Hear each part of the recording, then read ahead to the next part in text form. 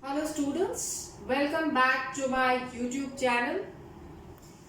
We started with the principles of fuel in my previous video और हम चार principles discuss कर चुके थे. Let me recall you. Number 1 was your division of work, then was your authority and responsibility. Number 3 was your unity of command, and fourth was your discipline. So we have discussed the four principles of fuel in the previous chapter, and now we will discuss the remaining 10. Total how many principles fuel has given? 14. We will discuss the remaining 10 principles in this video. Very important from the examination point of view. So I did with the unity of command was the last principle which I did. Now I come to the next principle, that is unity of direction. What does this principle says? This principle says, and let me tell you, you have to keep the key words in your mind so that you are able to find out the case studies, solve the case studies properly. According to this principle, it says that there should be one head, one plan for group of activities having same objectives. One head, one plan. ध्यान रखिए, ये दो की words हैं जो आपको identify करने में मदद करेंगे प्रिंसिपल को, unity of direction. One head, one plan. It says that अगर किसी ऑर्गेनाइजेशन में एक से ज्यादा डिविजन्स हैं या डिपार्टमेंट्स हैं जो काम कर रहे हैं, तो हर डिवीजन का, हर डिपार्टमेंट का एक अलग हेड और एक अलग प्लान होना चाहिए. और हर डिवीजन की एक्टिविटीज को, all the activities of the divisions of the department should be coordinated towards achieving the same objective. जैसे एक छोटा सा एग्जाम्पल मैं डिस्कस करती हूँ. मान लीजिए मेरी कोई ऑटोमोबाइल की कंपनी है और मैं मोटर बाइक्स भी मैन्युफैक्चर कर रही हूँ, कार भी मैन्युफैक्चर कर रही हूँ. तो मोटर बाइक्स का जो डिवीजन है और कार्स का जो डिवीजन है, दोनों ही डिवीजन के एक अलग हेड और अलग प्लान होना चाहिए और दोनों ही डिविजन्स की एक्टिविटीज को कोऑर्डिनेट करना चाहिए. उनके एफर्ट्स एक ही डायरेक्शन में जाने चाहिए to achieve the same objective, that is achieving the maximum profit for the organisation. इस तरीके के एक्शन से किसी भी तरीके की एक्टिविटीज का ओवरलैप होना से हम बच सकते हैं. Overlapping of activities can be avoided if the principle of unity of direction is followed in the organization. ध्यान रखिए, unity of command was the principle which was saying that subordinates must receive instructions from one boss. क्यों? So that the confusion is avoided in the organization. And unity of direction says there should be one head and one plan for each division working in the organization, and the efforts of these division must be coordinated to achieve the common objective for the organization. अब दोनों में आपसे exam में अंतर पूछा जाता है कि यूनिटी ऑफ कमांड और यूनिटी ऑफ डायरेक्शन में क्या अंतर है. सबसे पहले हम मीनिंग पर आते हैं. मीनिंग में देखिए, unity of command says that subordinates must receive instructions from one boss या वन सुपीरियर. और यहाँ पर क्या बोलता है? There should be one head and one plan for group of activities having same goals. Number 2, aim. क्या aim है? Dual subordination must be avoided. This help in prevent dual, मतलब कि एक सबऑर्डिनेट एक से ज्यादा सुपीरियर से यहाँ पर इंस्ट्रक्शंस रिसीव नहीं करता. और इस केस में किसी भी एक्टिविटीज की ओवरलैपिंग को हम प्रिवेंट कर सकते हैं. Overlapping of activities is prevented in case of unity of direction. Then इस केस में यूनिटी ऑफ कमांड में एक इंडिविजुअल एम्प्लॉय इफेक्ट होता है. जैसे कि मिस्टर ए जो है इंस्ट्रक्शंस रिसीव कर रहा है अपने एक सिंगल चीफ एग्जीक्यूटिव ऑफिसर से, जिसके कारण वो कंफ्यूज नहीं है और अपने काम को स्मूथली कर पा रहा है. One individual employee is affected in the case of unity of command. but here the entire organization is affected in case of unity of direction. और चौथा, अगर इस प्रिंसिपल को हमने फॉलो किया ऑर्गेनाइजेशन में, यूनिटी ऑफ कमांड, तो definitely काम करने की एफिशिएंसी बढ़ेगी, ऑर्गेनाइजेशन में हार्मनी रहेगी और डिसिप्लिन मेंटेन रहेगा। जो सबऑर्डिनेट है अपने सुपीरियर की अथॉरिटी को मानते हुए बिना किसी कंफ्यूजन के काम करेगा। पर इस केस में क्या है, it facilitates unity of action and coordination of efforts. Unity of action means एक से ज्यादा डिपार्टमेंट है, एक से ज्यादा डिविजन्स ऑर्गेनाइजेशन में काम कर रहे हैं, तो उन सारे डिविजन्स की एक्टिविटीज को स्मूथली कोऑर्डिनेट किया जाएगा, उनके एफर्ट्स में यूनिटी मेंटेन होगी to achieve the goal of the organization, which can be maximum profit for the organization if it is a business concern. I hope the difference between the two, the unity of command and unity of direction, is clear to you. So this was my fifth principle, unity of direction. Now let me come to the next principle. You must know the name of the principles very clearly. There should be no default in writing the names of the principles. The next principle is subordination of individual interest to general interest. क्या बोलता है ये principal? ये principal बोलता है, according to this principle, interest of organization as a whole must prevail over the interest of individual employee. बोलता है कि अगर ऑर्गेनाइजेशनल इंटरेस्ट और इंडिविजुअल इंटरेस्ट में डिफरेंस है, तो एक अच्छे मैनेजर को दोनों के इंटरेस्ट को रिकंसाइल करने की कोशिश करनी चाहिए। अगर रिकंसिलेशन पॉसिबल नहीं है, तो definitely general interest would prevail over individual interest. General interest क्या होता है? ऑर्गेनाइजेशन का इंटरेस्ट। और इंडिविजुअल इंटरेस्ट क्या होता है? इकलौते एम्प्लॉय का इंटरेस्ट। अगर दोनों में रिकंसिलेशन पॉसिबल नहीं है, तो डेफिनेटली प्रायोरिटी किसको देनी चाहिए? General interest. For example, very simple example I give you. For example, if the organisation is running through the situation of financial crisis, अब इस केस में इंडिविजुअल एम्प्लॉयज जो है वो डिमांड करते हैं कि हमारी सैलरी को बढ़ाइए, उसके बिना हम काम नहीं करेंगे। एक जगह तो ऑर्गेनाइजेशन, यहाँ पर क्या है, जनरल इंटरेस्ट क्या है? ऑर्गेनाइजेशन का इंटरेस्ट कि जो फाइनेंशियल क्राइसिस की सिचुएशन के साथ जूझ रही है, वो आपकी सैलरी को चाहते हुए भी नहीं बढ़ा सकती। और इंडिविजुअल इंटरेस्ट यहाँ पर क्या है? पर्सनल इंटरेस्ट ऑफ एम्प्लॉय कि भाई मुझे हाई सैलरी चाहिए। इस केस में मैनेजर को समझाने की कोशिश करनी चाहिए अपने एम्प्लॉय की, if the organization grows, automatically your interest would be served. आप मेहनत करिए ऑर्गेनाइजेशन के लिए, प्रॉफिट्स को बढ़ाने की कोशिश करिए। अगर प्रॉफिट्स की सिचुएशन प्रॉपर होती है, तो डेफिनेटली हम आपकी सैलरी में इंक्रीमेंट करेंगे। और ऑर्गेनाइजेशन को अगर प्रॉफिट्स हाई होते भी हैं, so increased profit must be distributed in the form of bonus to the employees.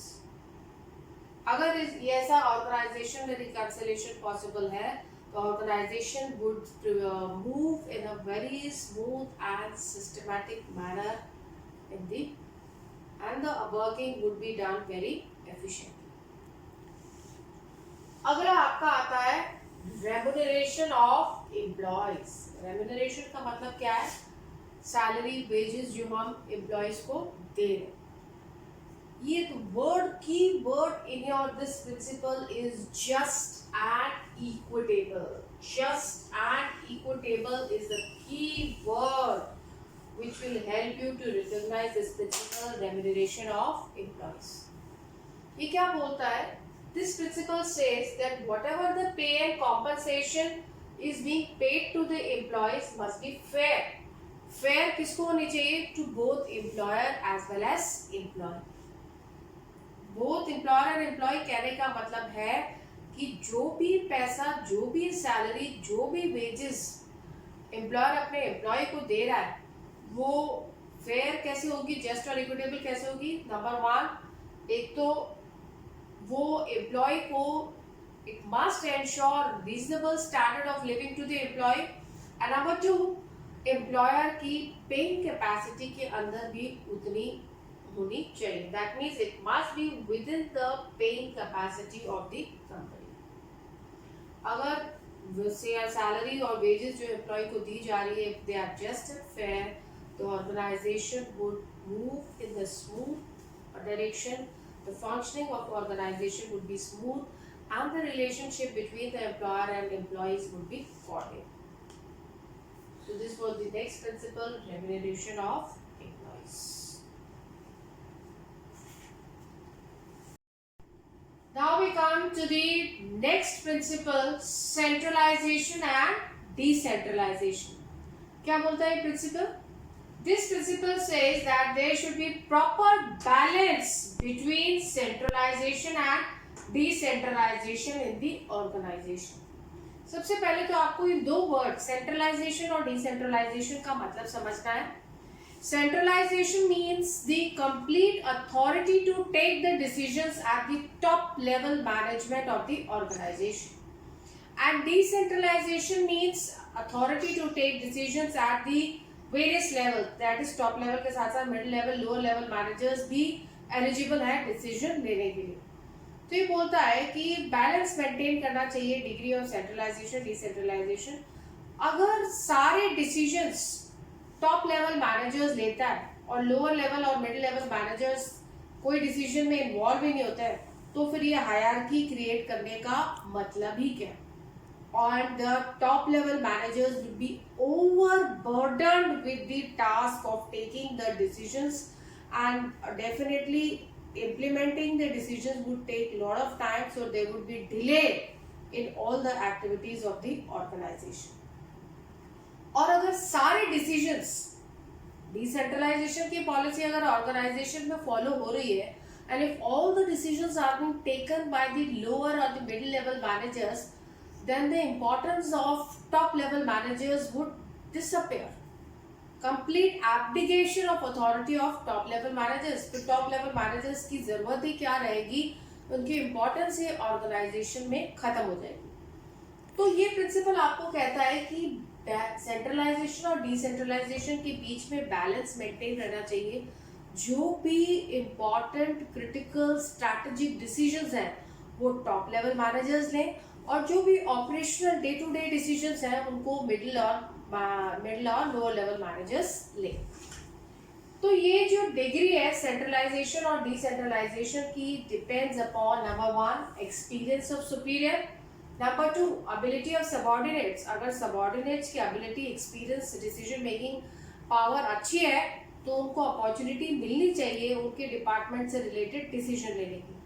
And number 3 size of the organisation. Size of the organisation means जितनी ज्यादा ऑर्गेनाइजेशन लार्ज स्केल पर operate हो रही है उतना ज्यादा इस प्रिंसिपल को ऑर्गेनाइजेशन में फॉलो करना कंपलसरी हो जाता है. स्मॉल ऑर्गेनाइजेशन है तो सेंट्रलाइजेशन के थ्रू हम चल सकते हैं, बट अगर ऑर्गेनाइजेशन लार्ज है तो सारे डिसीजंस टॉप लेवल मैनेजर्स अकेले ले तो ये पॉसिबिलिटी नहीं. Fayol says a balance is needed to be maintained between centralization and decentralization for smooth and systematic functioning of organization. अगला प्रिंसिपल आता है हमारा scalar chain. See, whenever you write or describe this principle in your board exam, diagram is essential. This diagram must be drawn while this principle is being explained in your board copy. क्या बोलता है ये principal? This principle says that an organization should have chain of authority and communication that runs from top to bottom and should be followed by managers and subordinates. ये principal superior subordinate relationship को reflect कर रहा है. ये बोलता है कि authority और कम्युनिकेशन कैसे फ्लो करता है टॉप टू बॉटम.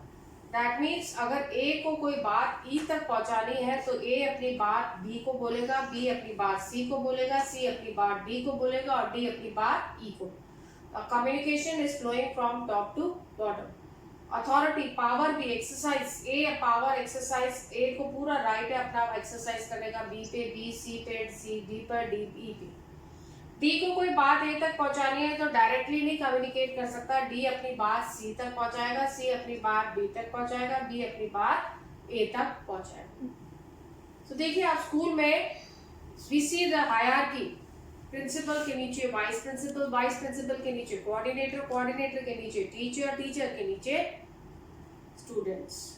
बात कैसे जा रही है? Authority is flowing from top to bottom, communication is flowing from top to bottom. तो ये क्या रिफ्लेक्ट कर रहा है? एक सुपीरियर सबऑर्डिनेट रिलेशनशिप रिफ्लेक्ट कर रहा है। पर फ्योल आपको यहाँ पर एक बात और बताता है that in case of emergency managers working at same level can directly communicate with each other. कोई इमरजेंसी की सिचुएशन आ जाए तो इस डायग्राम में देखिए आप, डी जो है एच से डायरेक्टली कम्युनिकेट कर सकता है। Mind it, I am saying managers working at same level. D मैं नहीं कह रही हूं कि जी से डायरेक्टली कम्युनिकेट कर सकता है। D can directly communicate with H. And in case of emergency, this is an exception of scalar chain. If they ask you what is an exception of scalar chain, this concept is known by the name of gangplank.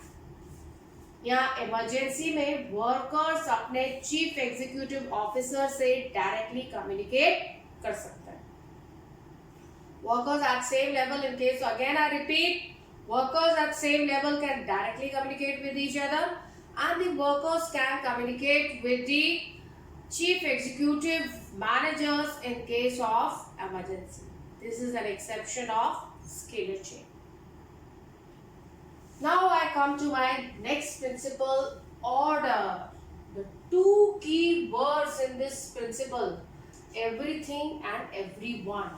ध्यान में रखिए, everything everyone word देखते ही आपको principle highlight हो जाना चाहिए, order। ये क्या बोलता है? This principle says there should be place for everything and everyone. दो तरीके के ऑर्डर की बात कर रहा है यहाँ पे, मटेरियल ऑर्डर और सोशल ऑर्डर। मटेरियल ऑर्डर क्या बोलता है?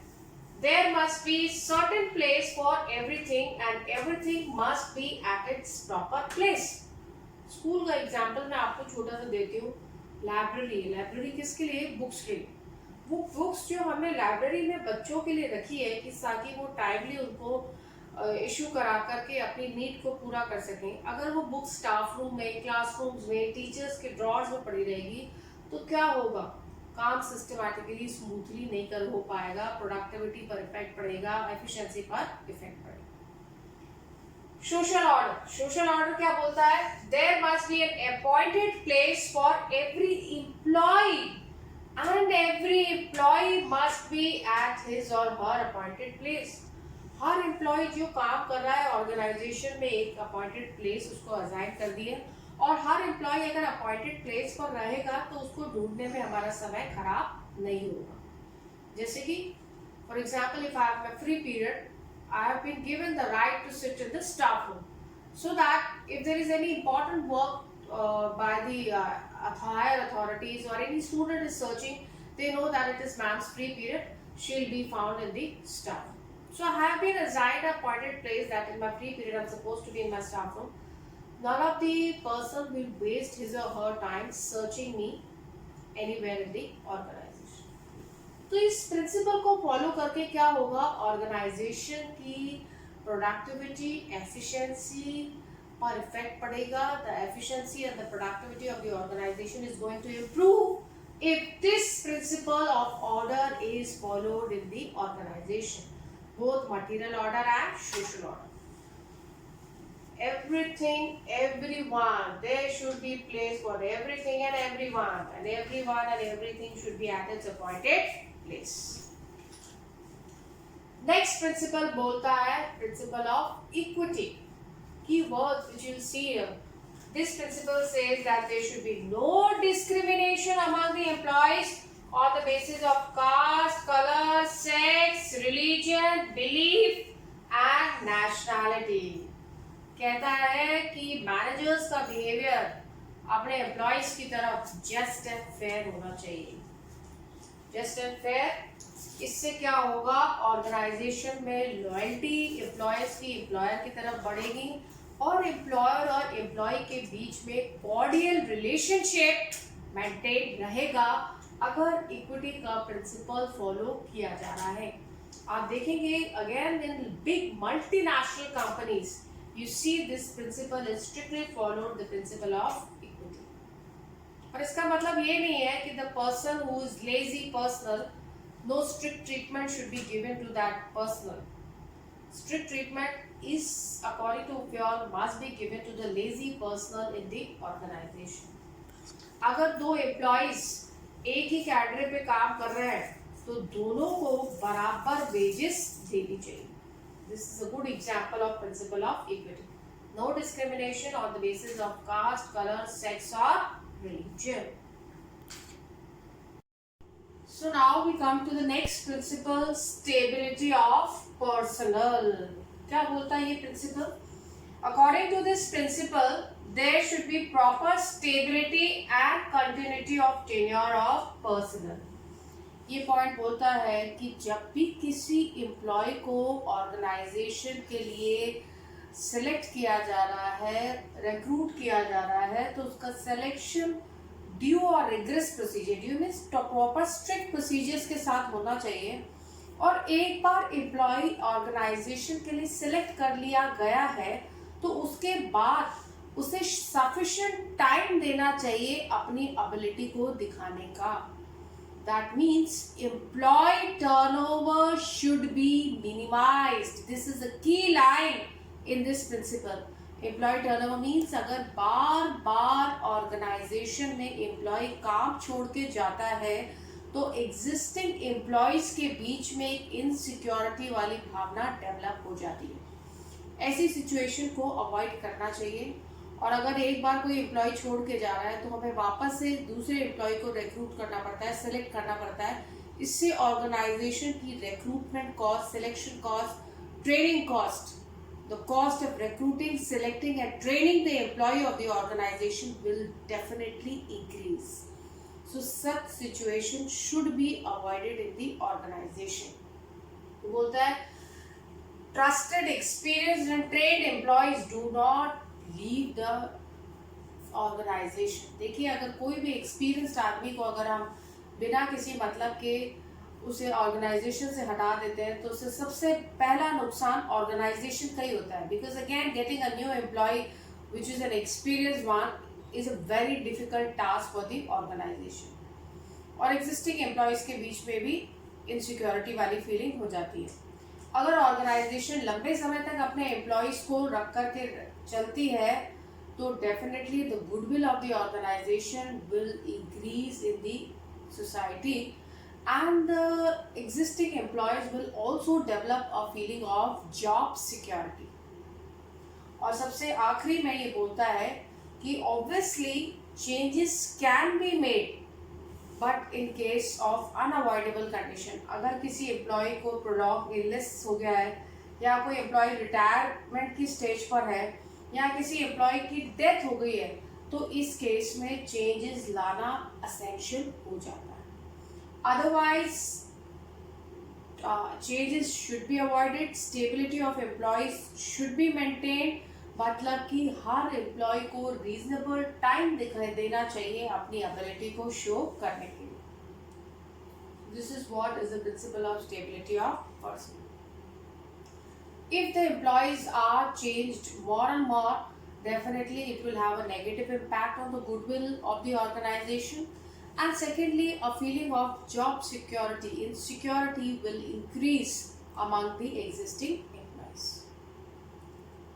अब हम आते हैं हमारा next principle, the 13th principle, that is initiative. What does this principle says? According to this principles, workers should be encouraged and given an opportunity to take some initiative in making and executing a plan. मतलब कि workers को encourage करना चाहिए कि हम organisation में जब भी कोई प्लान्स बनाए जा रहे हैं, एग्जीक्यूट किए जा रहे हैं तो वो भी उसमें इक्वली पार्टिसिपेट करें। इससे क्या होगा, उन्हें लगेगा कि हम इस ऑर्गेनाइजेशन का हिस्सा हैं। They will develop a feeling of belongingness towards the organization और इसके कारण उनका ऑर्गेनाइजेशन के लिए जो कमिटमेंट है their commitment towards the organization will definitely increase. इस चीज से अगर वो हर चीज में पार्टिसिपेट करते हैं तो definitely the mental growth of employees is going to increase. These are all the traits of intelligent persons which are going to help the organization. पर इनिशिएटिव का मतलब ये नहीं है कि हम ऑर्गेनाइजेशन के डिसिप्लिन को बिगाड़ें. Very lines it says it does not mean going against the established practice or doing something against the discipline.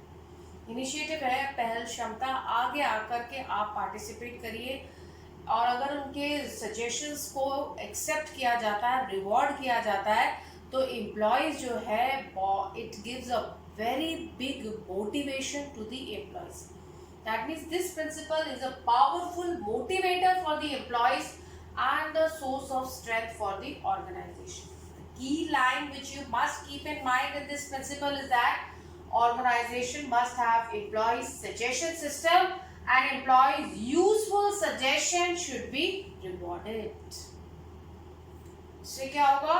Benefits are they will develop a feeling of belongingness towards the organization and their commitment to work more hard for the organization is going to increase. और सबसे आखिरी principal Fayol का ये है esprit de corps. Name esprit de corps. ये इसके अंदर key word है आपका I should be replaced with we. Must keep this point in mind. बोलता है according to this principle management should take reasonable step to develop a sense of belongingness and feeling of team spirit among the employees. Manager की duty है कि employees के बीच में unity, harmony, belongingness, team spirit की development की भावना को develop करे. अगर एम्प्लॉयज एक साथ एकजुट होकर के काम करते हैं तो डेफिनेटली ऑर्गेनाइजेशन के गोल्स को सक्सेसफुली अचीव कर पाएंगे. Team word means together everyone achieves more. Again the key line here it says that means I should be replaced with we. Very important point.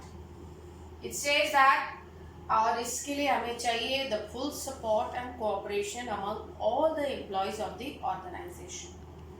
अगर principle of team spirit, harmony, unity develop होता है workers के बीच में तो definitely it will minimize the need for penalties. Again, this is the key line here.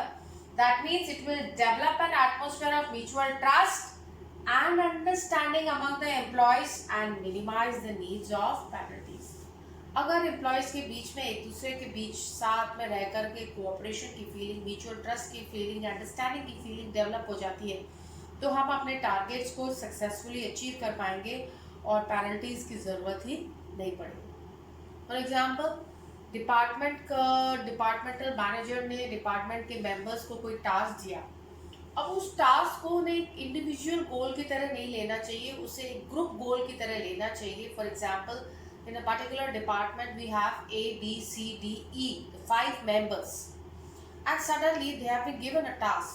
That task should be taken as a group task, not as an individual task. For example, if E due to sudden ailment is unable to come to work, in that case A, B, C, D should not ignore the part of work which has to be done by E.